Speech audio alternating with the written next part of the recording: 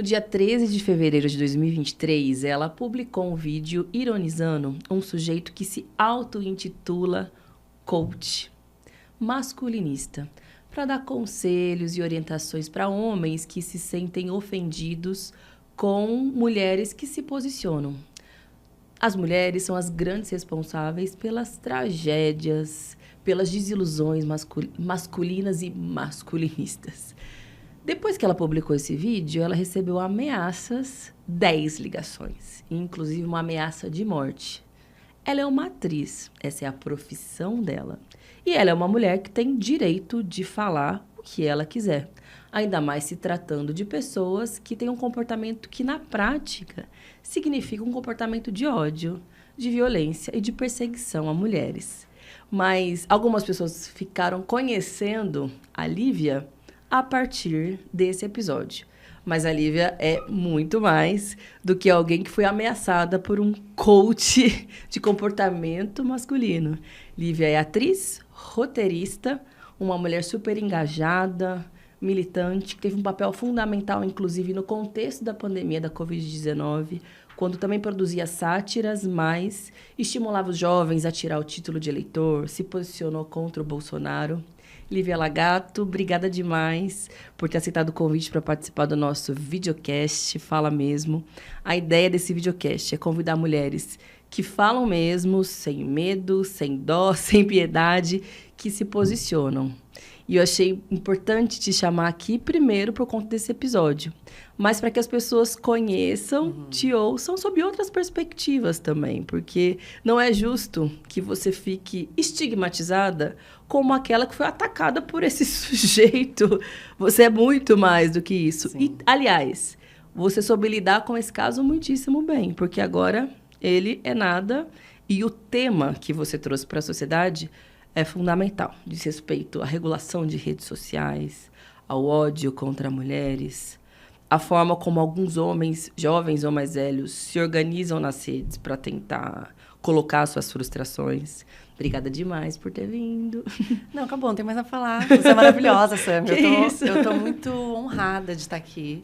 Porque eu já te falei, eu sou muito sua fã. Obrigada. Você, o seu poder de fala, a forma como você se coloca. Você estava falando, iniciando aqui o podcast, eu até olhei esse teleprompter aqui para você. E assim, você tem uma missão mesmo, né? De falar, de se colocar, de resumir assuntos para o público que eu fico besta de ver. Assim, eu sou muito sua fã mesmo. Você é uma grande comunicadora. Né? Você fala de mim, mas eu acho que você é muito... Eu acho que você é uma comunicadora com estômago, né? Porque tudo que você faz tem que ter muita coragem. E aí eu acho que eu fiz um pouquinho do que você faz a sua vida inteira e realmente não foi fácil, sabe? Eu fico imaginando, cara, como é que a Sammy consegue? Eu não consigo. Fazer isso. Não, mas é muito legal o projeto, tudo, a equipe que você montou para fazer isso aqui. Eu estou muito, muito feliz de estar aqui. Obrigada, Tia. Eu sou muito fã das pessoas que você convida para cá também. E é isso. Eu estou aqui realmente... Eu entendo essa coisa de estigmatizar, porque quando tudo aconteceu, eu cheguei a falar assim, para algumas amigas da minha área, falando, nossa, a gente faz tanta coisa, né? A gente batalha, a gente vai, se forma, a gente estuda, produz. E faz, e tem um monte de experiência para aquilo que a gente quer da nossa profissão, né? E aí muita gente chega por conta de uma ameaça, né? Que é uma coisa que é muito, muito, muito delicada. Mas aí umas amigas falaram assim, não, mas foi por conta do seu trabalho. Foi um trabalho seu, é um roteiro seu. São personagens seus. É o que você sempre fez, denunciar comportamentos que você não concorda. Né? Eu não denuncio pessoas, eu denuncio comportamentos. E também rio de mim, também. Até são comportamentos até um pouco meus, assim, de alguns vídeos que a gente faz, porque o meu conteúdo é rir de si mesmo, né? A forma que eu consegui sobreviver a tudo que está acontecendo, em cima de todos os privilégios que eu tenho, é rir de mim mesma. Que eu acho que é o maior desafio. Você se formou como atriz, é a sua profissão. Como é que você foi parar nessa área? Como é que foi a sua história de vida? Olha, o artista vai onde o povo está. Onde o povo estava? Na internet. Então eu falei assim, caramba, em vez de eu tentar pegar uma grana que é difícil para alugar um espaço, fazer uma peça ou fazer um filme, né? Porque eu gosto de me comunicar. Sim. Eu gosto de ter algum sentido naquilo que eu estou falando e a pessoa senta lá e aquilo mudar a vida dela de alguma forma, ou o ânimo, sabe? Desde que ela saiu de casa, ela sair transformada ou transtornada. Mas eu gosto muito desse eu fui picada por esse bichinho do teatro, assim, quando eu tinha uns 11 anos, eu subi num palco, eu fiz uma peça. E aí eu fiz, assim, você faz umas 100 pessoas gargalharem. E aquilo fez todo sentido. Eu falei, eu falei assim, nossa, eu consegui mudar o humor dessas pessoas. Sabe, assim, eu achei aquilo muito poderoso. E fez todo sentido, assim, de propósito mesmo. E aí eu realmente segui nisso. E aí eu me formei com a ilusão de que os teatros iam abrir, assim, para os artistas poderem fazer a sua arte e tal, e você vê que é muito difícil. Você precisa de leis, você precisa de incentivo, como é que é a cultura no Brasil, né? E aí eu falei, bom, eu posso pegar um celular e me filmar e fazer o que eu quiser aqui. E isso foi o quê? 2015. Então você faz tudo, você pensa o roteiro, você monta a câmera, o cenário, a sua produção individual, seja com filtro, com maquiagem, com roupa, e vai. Não, você é sua própria diretora também. Então, porque eu gosto disso. Muito bom. Eu gosto de... Tem atores que querem só ser atores, e isso já é um mega desafio. Mas eu meto bedelho, assim. Eu gosto de tudo. Eu gosto do roteiro, eu gosto da direção, eu gosto de pensar numa luz, eu gosto de ver tudo acontecendo, assim. Eu acho muito mágico. E é um formato muito atualizado, muito moderno, porque você está produzindo para as plataformas de redes sociais. Você pensa esse modelo. Sim. Diferentemente de outros tempos, talvez, em que se produzia para a TV, para o teatro. Claro, essas ferramentas ainda existem. Sim. Mas, geralmente, se transpõe, né? Então, tá ali um conteúdo de TV que vamos aqui passar para a internet. Ou mesmo de YouTube, que vamos pegar um recorte, botar no Instagram. Penso para aquele formato de Instagram, que é mais rápido, que a pessoa tá ali, às vezes, no ônibus, no metrô, em casa à noite ou de manhã entediada, e aquilo toca e faz sentido. Exato. Eu falei, onde eu tô? Eu tô indo ao teatro. Às vezes, é uma época que eu nem ao teatro tava indo, porque não tinha muita grana, nem ao cinema. Eu falei assim, gente, era a época mais do YouTube. Chama canal no YouTube. Né? Eu falei assim, olha, como se fosse um canal de televisão. Eu gosto muito de TV, eu gosto muito de bastidor, eu gosto muito de saber o que tem dentro da TV. Como está sendo produzido. Como é feito, eu amo tudo isso, eu sou apaixonada. Antes de chegar na tela, né? Eu sou professora de teatro, eu dei aula de teatro por 11 anos em escolas particulares e um pouco nas públicas de São Paulo. Então, eu sou apaixonada por isso, por pensar a peça toda, com os alunos, ser uma coisa coletiva. E aí a gente não terceirizar para outra pessoa, que você nem sabe como é que vai ficar depois. Posso ser controladora? Posso ser. A minha psicóloga diria isso. Não, mas eu acho que eu sou apaixonada por todas essas áreas, até no audiovisual. E aí, eu penso, onde eu tô? Eu tô consumindo aqui, eu tô nos aplicativos. Então, eu vou fazer um conteúdo que eu gostaria de ver. Então, faz sentido para a minha vida também. Quem começa fazendo isso... e aí eu falei assim, é como se eu tive um canal de televisão aqui, um programinha de televisão, algo que eu sempre quis ter, algo de humor. E aí eu sempre tive muita raiva, né? A raiva, ela move muito o artista. Então, é um motor. E aí eu comecei a denunciar aspectos com humor. Né, coisas que estavam acontecendo em São Paulo, mas na você política. Foi por esse caminho do humor, porque é uma afinidade sua, porque você é uma pessoa engraçada, mesmo nos bastidores, na vida real, ou porque você escolheu isso como um modelo, um formato atrativo e que entrega mais, que é mais interessante? Foi tudo junto? Não, é tudo que eu tenho. É o que eu sei fazer. É tudo que eu sei fazer, até pra chavecar, assim. É tudo que eu tenho, é tudo que eu tenho. Quando eu tô com uma pessoa num date, a pessoa não entendeu, eu falo... Então acabou pra mim, sabe? Porque assim, sabe? Quando você vai falando, quando você vê a pessoa já tá pelada, entendeu? Aí você vai um chavequinho aqui, um chavequinho ali, e não precisa nem usar minhas mãos. Então a ferramenta, tudo que eu tenho é isso, que eu consegui até agora é isso, né? Já ia entrar em alguns detalhes, lembra? O podcast é público. Aí, eu gosto dessa leveza e também de como ecoa, o humor. Porque eu comecei a fazer vídeos numa época que tinha muito textão de Facebook, que é maravilhoso o textão de Facebook. Né? A gente, é importante. Eu já fiz vários, nossa. Arrasou. Mas eu tenho zero talento para isso. Entendi. Zero.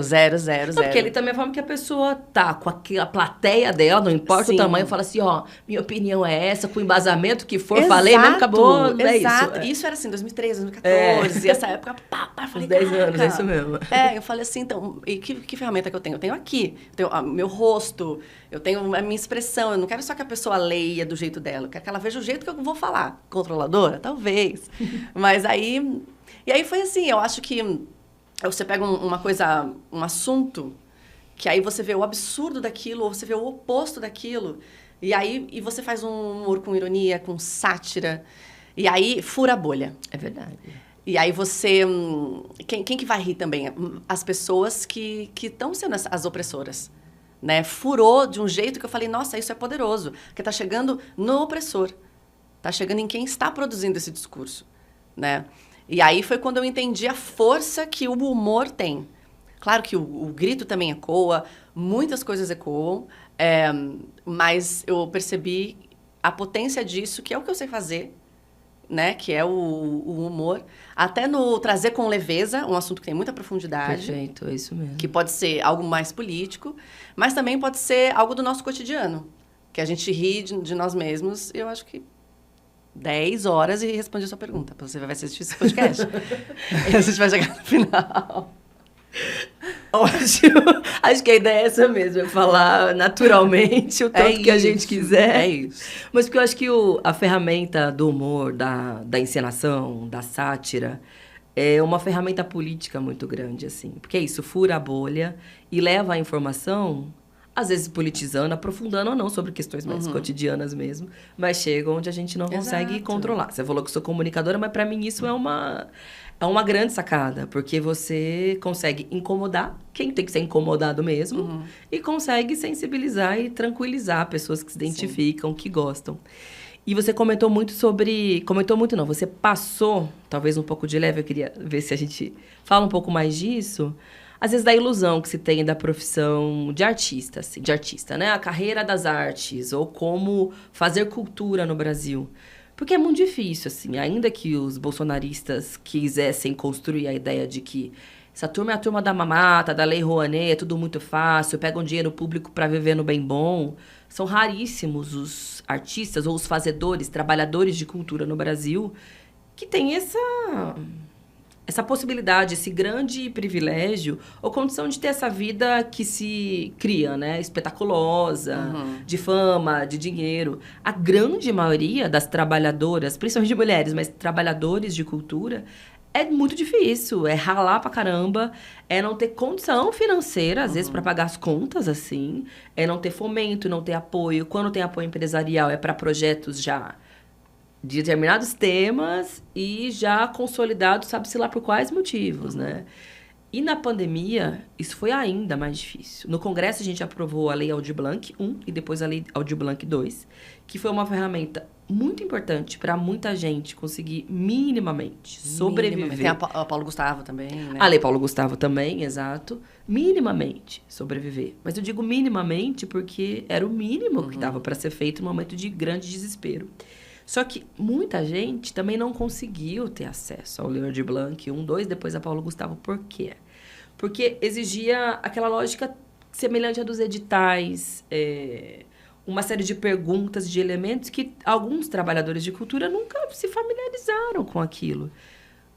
A maioria dos aspectos foi positivo. Criou conselhos de cultura, em cidades até secretaria de cultura. E o mais positivo é que muita gente teve acesso a um recurso, às vezes até para tentar... Bom, agora eu não consigo mais trabalhar presencialmente, porque cultura vive de multidões, que seja através das redes. Você sentiu algo parecido, assim, no sentido de... Claro, você já fazia produção para as redes mesmo anteriormente à pandemia. Mas acabou se intensificando, né? Porque mais pessoas tinham ali, na tela do celular, do computador, um momento de alívio e de acesso à cultura. Não sei, do ponto de vista material seu, das pessoas com as quais você convive, ou do acesso à cultura. O que você achou da pandemia? Porque, assim, você acabou criando um quadro, né? Como eu posso dizer? um quadro. Sim, pode ser. Né? Aquela dupla, né? É. Com a Renata, que também é atriz, que amplificou, né? A ideia da Sim. sátira e tal. Foi pensado para a pandemia, para responder a esse contexto de dor, de dificuldade, ou era um projeto... Enfim, opiniões sobre pandemia, só alguns temas. Meu TDAH, assim, ó. Peraí, ela derretendo. Não, e eu vou falando de um tema... Fala do que der, amiga. A cultura, hoje em dia... Não, eu acho que... É muito perigoso quando a gente dificulta a cultura e o acesso à cultura numa sociedade. Né? Porque você tira a capacidade da população de pensar o que está acontecendo com eles. Né? O que é colocado. Então, muito a partir do teatro, vamos pensar assim, sabe? Lá na Comédia dell'arte, assim, só a partir desse teatro, dessa peça para a população, que não era uma peça... do rei, ou feita ou de quem estava no comando, né? É que a população, vendo aquilo, existia uma catarse e eles começaram a pensar, será que isso está certo? Ué, mas realmente a gente está sendo manipulado? Eu acho que não é bem por aí. Né? Até a gente vê nas tragédias gregas, né? Algumas peças muito antigas, assim, que existia essa catarse, que a população via, e aí a gente tinha um coro que comentava o que estava acontecendo, então você fazia as pessoas, o público, torcer ou não por aquilo e sair minimamente pensando. Para mim, a cultura ela serve muito para isso, mas não é só um entretenimento. Perfeito. É para fazer a população pensar sobre o que está acontecendo, para se colocar naquele lugar. Então, eu acho que quanto mais cultura e acesso à cultura a gente tem, e direito a ter acesso à cultura a gente tem, de todas as classes sociais, assim como, claro, educação, né, saúde, a gente tem uma população que vai lutar pelos seus direitos. Então, você está num estilo de governo em que isso é dificultado de propósito, né? Porque ele sabe do potencial tanto da para cultura. o artista quanto para a população, deixa claro para mim que essas pessoas têm uma noção muito forte do poder que é esse instrumento, que é uma arma, né, de alcance, porque ela entra no seu coração, no seu cérebro e te desaliena. Né? A alienação é isso aqui, é você não ter acesso às suas redes, não ter acesso à informação, não ter acesso a nada. Desculpa, não é Covid. Não, eu vou tossir junto com você, então. Eu tô zoadaça também. Tô me identificando muito. Eu não sei de onde vem, mas tá aqui, não, assim. Vai. Tô tentando segurar, mas não tem jeito. Vamos seguir. Eu tô bem. Eu tô fazendo aniversário de 7 meses de tosse. A minha tem só 2, por então enquanto. É só revelação pra vocês ainda. Tosse de quê? Então, e aí assim... eu pensei nisso, eu falei assim, o artista, né? É muito amplo falar o artista, né? Tem artistas que realmente são os filhos dos filhos dos filhos dos filhos, né? E tem artista que nem pai e mãe nunca teve, ou só mãe e tá na periferia. Então, é muito amplo a gente pensar isso. Quem essas políticas favorecem? A gente está no momento que a gente está vendo realmente esses editais estão realmente favorecendo quem sempre deveria favorecer, né? Porque, às vezes, não é tão justo assim. Mas, durante a pandemia, eu vi muitos amigos artistas desistindo da profissão. Aí eu falei, cara, eu não posso desistir aqui não. Mas assim, eu não tenho o meu aluguel, como é que fica? Que merda. Né? Como é que... Desistir porque assim, vou fazer o quê? Não consigo. Não tem como mas pagar meus boletos. Aí eu falei assim, eu não posso ficar dependendo então disso. Como a gente pode ser tão dependente disso, então vamos fazer o nosso. E aí que eu entro na internet, que é... Com o advento da internet, sempre que eu falo isso, eu me sinto bem uma senhora, mas é verdade. Com o advento da internet, criou-se uma liberdade de qualquer pessoa que tem um celular, que também não é todo mundo que tem um acesso a um celular, mas qualquer pessoa que tem um acesso a um celular e a uma internet pode produzir um conteúdo. E isso é muito legal. E aí o artista também pode se beneficiar disso. E foi o que aconteceu com muita gente. né? Muitas amigas minhas artistas, mulheres, a gente se conheceu por conta disso e também na pandemia, porque elas ligaram uma câmera e falaram, vamos embora, o que a gente pode fazer aqui? Né? Que as ferramentas que eu tenho aqui, ou do humor, ou do não sei o quê, ou é com a música, vou pintar, o que eu vou fazer, o que você como artista pode fazer pela sociedade e por você também, nesse momento que é cada um por si, sabe? É isso que você perguntou, Samir? Foi isso que eu perguntei, mas eu tava pensando nesse seu final. Hoje, qualquer um que tem condição de ter um celular, uma ferramenta básica de comunicação nas redes, etc., produz conteúdo. Conteúdo bom, mas conteúdo horroroso. Sim. E a gente tem um fenômeno recentíssimo da política institucional brasileira, que é pessoas são eleitas pelo que elas produzem nas redes sociais. Muitas vezes elas não têm um trabalho político, uma proposta. A princípio, tudo bem, democratizou. Porque se na cultura tem o filho do filho do filho, na política, então, capitania hereditária. Tem gente que já nasceu carimbado para ser senador, prefeito. Quem será?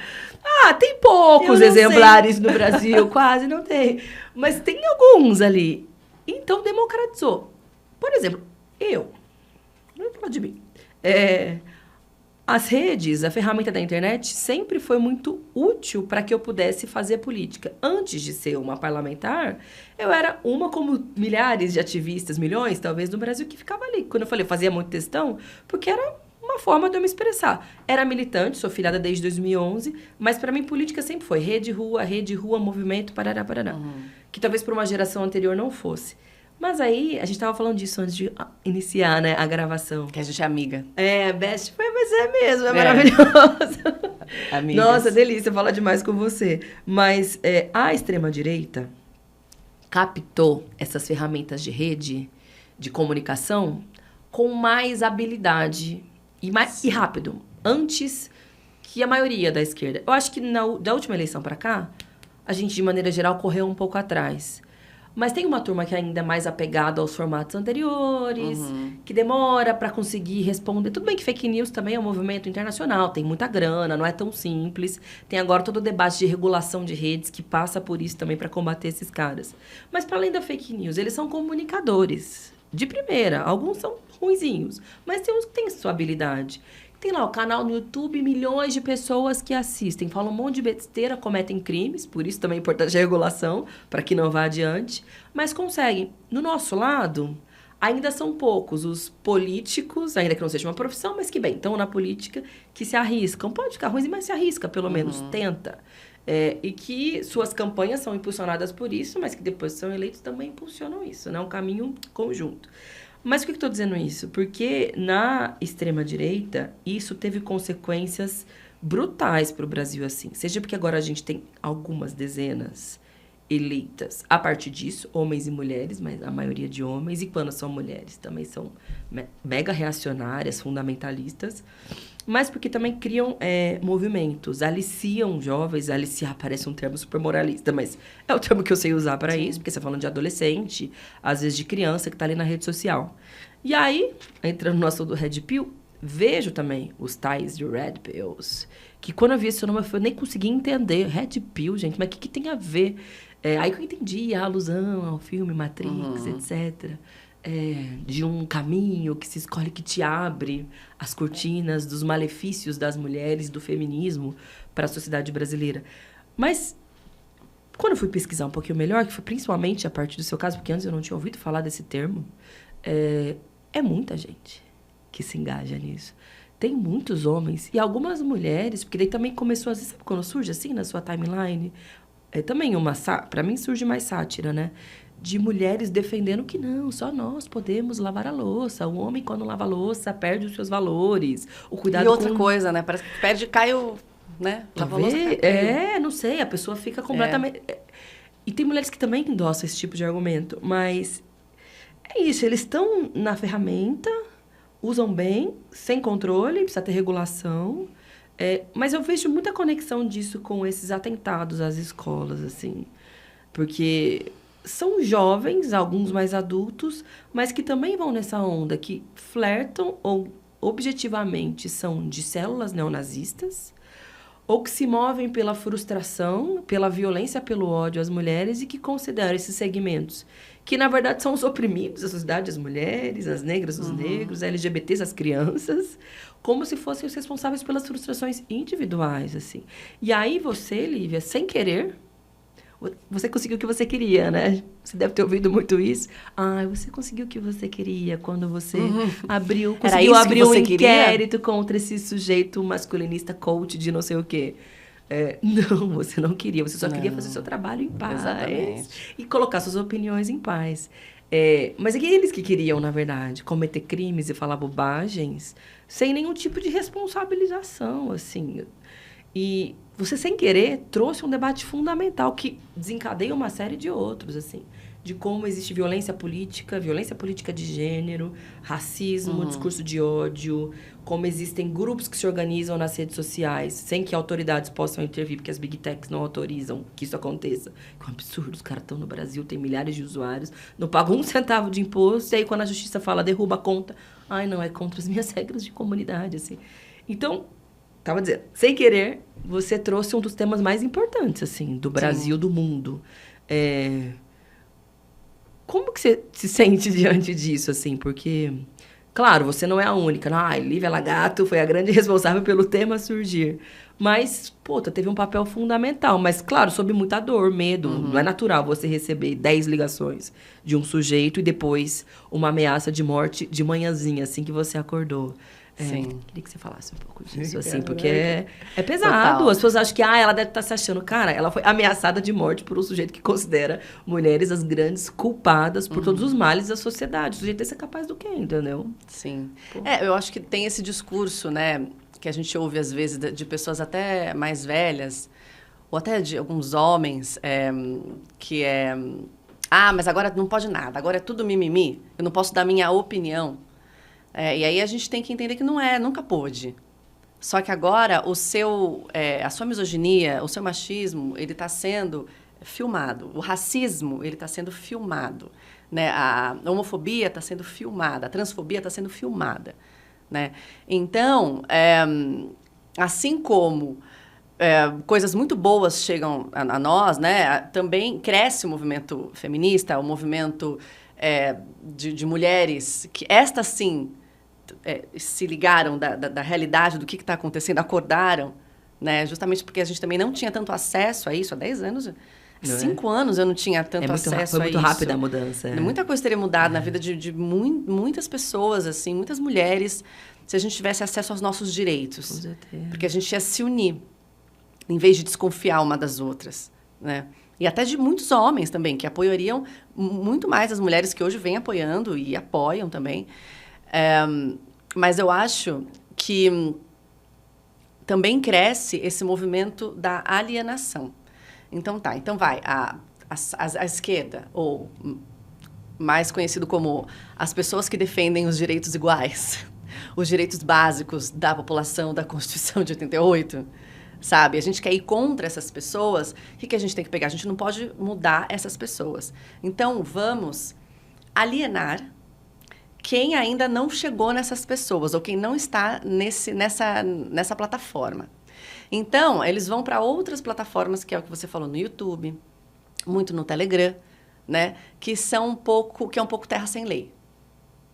Que não é tão censurado, que às vezes é fora até do WhatsApp. Né, que não tem número de pessoas que podem fazer parte desse grupo, que você pode colocar uma fake news ali e ninguém vai ver se isso é verdade ou não. Então, é que nem num relacionamento que você está alienado, que a pessoa fala assim, não, você não pode ficar com seus amigos, você não pode consultar sua família, você não pode falar ninguém, tudo que só comigo você pode ficar. Então, você tira toda a formação que essa pessoa pode ter de fora. E aí, nesses lugares... são pessoas... Quem é o público? É o público jovem, principalmente meninos, homens, e o público bem mais velho, né? Que são os nossos avós, nossos pais, as pessoas que não estão ali onde a gente está, nessa rede de... Que é tudo muito óbvio. É óbvio isso, é óbvio, que a gente fica só falando para os nossos, né? Então, eles fazem esse tipo de conteúdo, que é exatamente o que você falou, e que a esquerda tem que estar nesse lugar também, né? E aí pegam essas pessoas e alienam elas, falando que não acreditarem no jornalismo, né? Na imprensa, nos artistas, né? Em nada. Em médicos. Na ciência. ciência. Institutos de pesquisa, nada serve. No palpável. Então, você tá lá alienado. Então, é muito fácil você manipular esse gado, né? Porque ele não pensa, ele só obedece. E aí, a gente tem que discutir. E a gente também, como esquerda, a gente se discute, a gente se... diverge e briga. Isso até não é tão bom assim, né? Mas é importante, é saudável ter um relacionamento saudável. Você tem que discutir as coisas, tem que repensar a cada momento, né? E não seguir cegamente uma pessoa, né? Então, eu acho importante esse movimento que você está fazendo aqui, desse canal, no YouTube, né? Pra gente acessar e começar a comunicar. Sim, estou até repensando no meu conteúdo, porque eu tinha conteúdo inicial no YouTube e eu abandonei. Eu falei, meu público não está lá. Mas agora a gente tem que trazer, a gente tem que se comunicar com essas pessoas, porque boa parte das pessoas que votaram, né, em governantes que não ajudaram muito no país, estão no YouTube. Né? Então, a gente tem que saber, a gente tem que se virar e saber se comunicar da melhor forma e também não indo por embate, né? Que a gente já viu durante todos esses anos, que até com familiares, até com pessoas, né, que não são do nosso meio, que um embate só faz com que o outro fique na defensiva. Então, a gente tem que ter inteligência aí. Usar nossa inteligência para isso e não ficar só apontando, para abrir o diálogo, para entrar nessa comunicação. E eu acho isso maravilhoso. E realmente, você falou do ataque às escolas, a gente tem que entender, não sei como o mundo ou só no Brasil, que a gente tem uma boa parcela de meninos, homens, que estão frustrados, né? E que estão consumindo conteúdos como o do Red Pill, né? Porque eles estão muito frágeis, eles não têm, no nosso sistema patriarcal, eles não têm acesso a uma terapia, claro, a informação, a uma família estruturada, né? Que apoie essa pessoa. O acolhimento para as frustrações, para as questões relativas à sexualidade, que na juventude são milhões. O acesso a uma escola. Para essa criança que está crescendo, que é um adolescente, saber ouvir um não, saber ouvir um limite, seja de quem for, de uma mulher ou de uma escola, e não surtar. Então, é um problema muito grave o que está acontecendo, porque essas pessoas estão sendo formadas por essas redes que alienam. É verdade. Né? Então, a gente... E tem lideranças, quem está pagando por né? isso é a população inteira. Independente de qual lado. Né? Então, a gente tem uma questão... É um problema social. Claro. Né? Não é a culpa é de todos nós. Claro. E é isso, você falou, também são vítimas indiretamente ou diretamente do patriarcado, da lógica do machismo. Porque eles não têm um espaço em que eles possam expressar suas opiniões. Ser vulneráveis, buscar ajuda. Serem acolhidos, frágeis como seres humanos que são. Entender as milhões de questões relativas à sexualidade, sobretudo na puberdade, na juventude. Mesmo na vida adulta, tem muita frustração, tem muita coisa errada com homem, com mulher. E aí, quando vê uma mulher que tenta, porque também não é natural, não é comum, não é simples. Tenho muita força, é um termo que eu não gosto muito, mas sou empoderada, porque hoje tem implicações comerciais, etc. Sou empoderada, sou forte, me posiciono, tenho uma consciência feminista, que também não foi automática, mas que foi pelos meios que eu percorri na minha vida que me possibilitaram, depois de muita dor, porque também não é tranquilo, chegar nessa condição. É quase uma conclusão indevida, estimulada por essas lideranças, influenciadores, de que, bom, você, na verdade, é a culpada pela minha condição de frustração. Sendo que nós dois, né, o homem e a mulher, somos vítimas dessa condição. A gente tem que se responsabilizar pelos nossos erros. E o conteúdo como esse do Red Pill, que muitos homens adultos, funcionais, estão aderindo e dando estão ganhando curso, dinheiro com e dando isso, curso sobre isso. grana. Quem está sofrendo as consequências são as mulheres e as crianças. Exatamente. E também muitos homens, né? Porque quando você minimiza um direito duramente conquistado por séculos das mulheres, né? Você está colocando em risco a vida daquela mulher que está na periferia, que agora foi ter acesso a algum mínimo direito e agora vai exigir algum limite numa relação já abusiva com o marido. Você coloca a vida dessa pessoa negra, periférica, em risco, porque ela vai colocar um mínimo de um limite e ela pode ser ameaçada, ela pode sofrer violência física, psicológica, ela pode perder a vida. Entende? Então, é muito perigoso você minimizar os direitos, mínimos direitos, assim, do opressor, do oprimido, o professor fazer isso com o oprimido, porque você está em cima de todos os seus direitos, todos os seus privilégios, e falando com um público muito frágil, que são esses meninos, são homens jovens, que já estão frustrados, e fazendo com que ele responsabilize o outro pela vida que ele está levando, né? Responsabilize sempre a mulher pelo que está acontecendo com ele. Então, quando uma mulher feminista é uma ameaça, é porque você não quer direitos iguais. Você quer continuar sendo o opressor, que é o que você está sendo há muito tempo. Né? Então, minimizar e ridicularizar os poucos direitos, né, que a gente consegue e que já muitas mulheres morreram por causa disso, é alienar mesmo toda essa legião, esse exército de homens, que foi também esse exército que veio atrás de mim, também me ameaçando, né? Que são pessoas mais civis e que não têm essa noção do seu privilégio. Porque depois na desse sociedade. Coach mais relevante, digamos assim, mais conhecido, influenciador, outros também foram atrás de você nas redes sociais, te achincalhar, ameaçar também. Exato, tipo chutar cachorro morto, assim, do tipo... Nossa, olá, tudo bom? Você veio ameaçando, falando... depois não diga que eu não avisei. Caraca. Né? Depois, quando acontecer alguma coisa pior, não vai dizer que eu não avisei.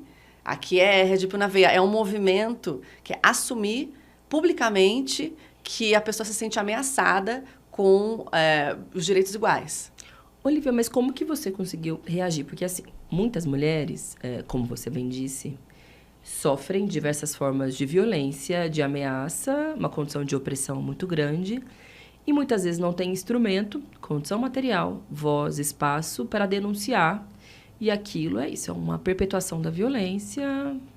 Às vezes acontece um caso de feminicídio ou de uma situação de opressão permanente, sufocante. É a realidade de milhões de mulheres.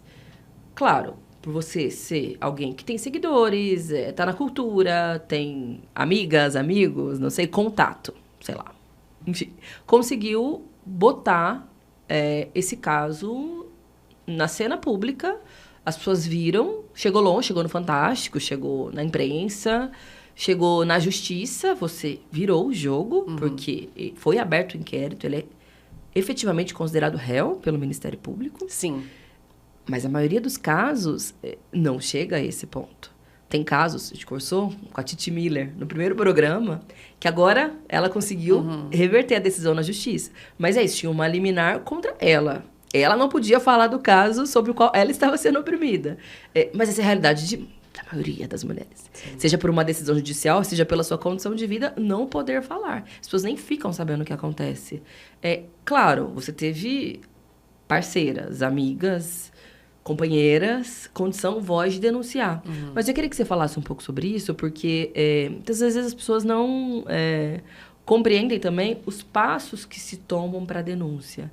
Eu acho que é importante estimular que as mulheres denunciem, que vão adiante, mas também ter consciência, aí tem a ver inclusive com o papel político nosso, de militância feminista, que ainda a maioria das mulheres não conseguem denunciar. E quando denunciam, não conseguem fazer justiça, não conseguem se livrar, se libertar dessa situação. Então é isso, como é que foi contigo? E como que você acha que pode ser para as outras mulheres também, que porventura passem, não necessariamente por uma violência através das redes, mas na vida? Sim, foi totalmente atípico comigo. Porque eu, nas minhas condições super privilegiadas, né, de uma mulher branca, cis, que tem aí muitos seguidores, e eu tive acesso a muitas leis, a advogados, a você, o meu advogado, o Iberê Bandeira de Mello, a Carol Soares, advogada também. Então, chegou. Então, que arma que eu usei? Eu expus. Porque já tinha sido exposto e tal, então estava aberto para a pessoa. Então eu falei, eu vou colocar no meu também para saber o que eu faço. Então eu tive uma rede de apoio que é totalmente atípica do que acontece com a mulher que é ameaçada. E mesmo tendo essa rede de apoio, eu fui na delegacia e fui com uma delegacia da mulher, com uma amiga, porque eu não estava conseguindo sair de casa. Eu falei, vai ter um carro aqui, vai ter um... Aí a noia começa. Aí a noia começa, né? Porque eu tenho pânico, eu tenho ansiedade. Quem não tem? Aí, minha amiga foi comigo. Chegando na delegacia, a pessoa, um homem, né? Falou, mas ameaçado quem? É seu marido? É o quem? Aí ele olhou bem pra mim e ele falou, mas bateu, mas um olho roxo... Não, amor, foi assim, assim, assim. E vai embora, aqui não precisa, porque faz o BO pela internet. E o BO pela internet, ele é muito vago, você não pode nem colocar provas, prints, nada. E aí, quando o caso tomou essa proporção, que foi só por isso, né, só por causa disso, eu tive acesso a profissionais da área. E a jornalismo, a programas... Então, eu falei assim, bom, eu vou encabeçar isso aqui, vamos embora. Eu e a Bruna Volpe também, que foi ameaçada. Eu falei, vou encabeçar isso aqui e vamos aí, vamos abrir o tema, eu topo. Mas eu tinha mais coragem nessa época. E aí, na semana que aconteceu. E aí a delegacia me ligou, uma delegada maravilhosa me ligou e falou assim, perdão por não ter tido uma mulher na delegacia que você foi, vem aqui na que eu estou, eu vou te ouvir. E aí, sim, meu viu, teve um escrivão, né? E aí eu fui com um advogado, mas isso é atípico mesmo. Porém, uma coisa que me deixa feliz é que isso abriu minimamente um espaço para se falar sobre isso. Foi falado no Fantástico, foi falado não sei aonde. Eu falei assim, cara, eu vou dar essa entrevista, eu tô no pior momento da minha vida. Né? Que eu tava assim, um pouco destruída, não por causa dessa pessoa, mas por causa do exército, que é mais frágil ainda. E que vem a mim numa força, uma ameaça, que eu não consigo sair da minha casa, não consigo comer, né? É muito forte. E nos meus privilégios, num prédio que tem porteiro, sabe? Então, você fica imaginando uma mulher que não tem acesso a isso, que quer fazer uma denúncia, a medida protetiva sai dali há 5 anos, né? Quando ela já quase perdeu a vida. Num país que, em 2022... teve o maior número de feminicídio, se eu não me engano. E todas as formas de violência contra a mulher aumentaram. Exato. Todas. Então, assim, isso que a gente estava falando das redes, de ter esse controle das redes, é muito válido e ele é muito urgente. Porque as plataformas têm que se responsabilizar por conteúdo que incita a violência. Porque elas estão ganhando dinheiro. Porque elas estão ganhando dinheiro muito. e porque a gente está morrendo. Exatamente. Né? Se a gente não está morrendo, o nosso psicológico já morreu. Né? E eu digo que não só a mulher tem homens também, tem aí gays, a gente tem ali o indígena, a gente tem todas as mulheres trans, né? Que a estimativa é não chegar nem aos 35 anos. Né?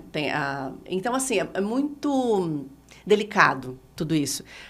O que uma mulher que está sendo ameaçada hoje em dia pode fazer, eu acho que a gente tem centros de mulheres que a gente pode ligar, que eu gostaria que, até na descrição desse vídeo, vocês colocassem. Perfeito. Né? Ótima Porque ideia. eu também tenho medo de falar e não sei aqui, Claro. tá, os números. Mas ligar para esses números e para essas comunidades que apoiam e não só ficar na delegacia. Né? Porque aí eu tive, assim, a sorte de conhecer uma delegada, mulher, tal, não sei o quê. Não só numa delegacia, porque o processo realmente é lento e a gente tem que se apoiar. Existem pessoas maravilhosas, mulheres e homens dispostos a ajudar e que às vezes nem são os órgãos oficiais. Infelizmente, a gente tem que ir ainda pelas beiradas nesse aspecto. E principalmente, falar para as amigas, falar para a família, verbalizar. Porque muitas mulheres, elas têm medo de expor e de não ter apoio. E, na maioria dos casos, elas não têm apoio mesmo. Mas saiba que, assim, uma mulher que é ameaçada, quando ela vai ao público, é porque ela já está destroçada. É porque ela já não sabe mais o que fazer. Então, assim, nenhuma mulher quer ser conhecida porque foi ameaçada. A gente tem mais o que fazer, né? Nenhuma mulher, ela se orgulha disso. E a gente também não pode julgar uma mulher que ela foi ameaçada, a gente não pode julgar as ações dela. O que ela fez? Mas ela fez isso, mas não é correto. Amor, não é aí. Você tem que... Essa pessoa já não está bem e você ainda vai julgar o que ela fez ou o que ela deixou de fazer. E é muito difícil conseguir fazer a denúncia. Exato. Porque tem o medo, tem a vergonha, não saber por onde ir. Então, se ela chegou nessa condição, acolhe. Muitas vezes é alguém da sua Multiplica família, é o a pai do voz seu dela. filho, é o seu pai, é um tio. Envolve tantas é um camadas. irmão, Exatamente. envolve muitas camadas. Então, assim, você não está errada, você não foi assediada ou ameaçada porque a culpa é sua. E eu acho que a primeira coisa é abrir a sua rede de apoio, é falar para as pessoas. Ah, não está acreditando em mim? Então vai falar para outra pessoa. Verbaliza isso. Porque quando uma mulher ou uma pessoa tem coragem de expor, você não sabe, mas você pode estar falando para uma pessoa que também está na mesma situação que você. É verdade. E aí, juntas, vocês são mais fortes. Juntos, vocês são mais fortes. E a gente está mudando. Ah, porque não vai dar em nada. Vai dar sim. Vai dar sim. Existem órgãos que estão se organizando para isso. E para que não chegue na situação de 2023 ser o recorde de feminicídio. Ou de transfobia no Brasil. Ou enfim. Nossa, muito bom, Lívia. Sabe que tá chegando ao fim. Tô sabendo, me avisaram. Assim, ponto. por mim eu ficaria mais horas falando com você, mas o formato estúdio não permite. Também, a gente tem muita coisa pra conversar. Muito, mas a gente vai ter outros momentos para isso também. E eu queria te pedir para deixar um recado final para as mulheres. Você já deixou vários, na verdade. Ótimos, todos eles. Foi muito, muito bom. Mas um recado final para as mulheres que ouviram, que assistiram o videocast até agora. Porque muitas se inspiram em você. Talvez se encorajem a partir do seu caso. Talvez tenham medo, algumas delas. Ou buscaram mais curiosidade sobre o feminismo, sobre o que são esses red pills, sobre a cultura, a arte. Diga o que você quiser para as mulheres e para os homens também, que nos assistem e nos ouvem, como um recado final. Assim. Bom, falando de homens, muitos homens mostraram o apoio. E isso já é maravilhoso. Homens, eu vejo vocês, a gente vê vocês, a gente agradece. Isso é maravilhoso. Quando eu exponho um comportamento, o objetivo é que esse comportamento, ele mude. Então, tem até uma frase que eu já falei muito, que é da Margaret Atwood, que é: o homem ele tem medo que as mulheres riam deles, as mulheres têm medo que eles matem elas.